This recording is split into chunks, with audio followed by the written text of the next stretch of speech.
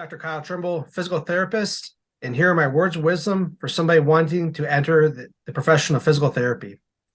I have 5 points for you to consider if you're a high school student or a professional looking to change careers. First off is know why you're getting into it. A lot of people see physical therapy or getting a degree as a way up or some level of prestige or a career path, and it is. But you also have to understand why you're going into it. It's important to understand who you're going to be working with and what drives your passion. If you don't have a passion to work within a healthcare setting or with a specific population, you're going to find yourself burnout and unhappy pretty quickly with a lot of extra debt there. So this is definitely something you have to know the why you're doing something there. That goes to the next point, understanding the next type of people you're working with in terms of who you're working with and the populations and the hours you're working on. You can work in a nursing home, which is skilled nursing, or outpatient, acute care, home health, education. There's a lot of different paths you can take with being in physical therapy, but you have to understand the type of population you want to work with and if it's something you can do there. If you don't understand what you're getting yourself into, you might be very unpleasantly surprised and have regrets.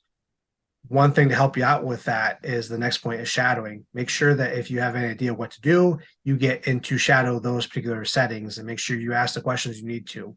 Most physical therapists and other people within the healthcare profession aren't going to sugarcoat it for you. Healthcare is undergoing a radical change and people are willing to change with it, but you have to understand what you're getting yourself into. Otherwise, you're going to be left behind and unhappy and not making the kind of money or experiences that you want in your life there. The last 2 points are understand your path moving forward.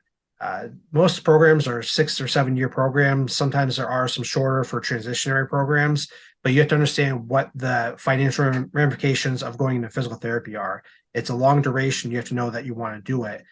You also have to understand what you are getting into with regards to grades and the path moving forward. Some schools have direct access, whereas others require you to compete at the graduate level in terms of reapply. So you want to try to find your best path forward based off of the type of student you are. You don't want to get into the idea where you have the grades to get into the PT school, but it's too competitive and you're left looking the outside in. So find the path that works for you and go take it.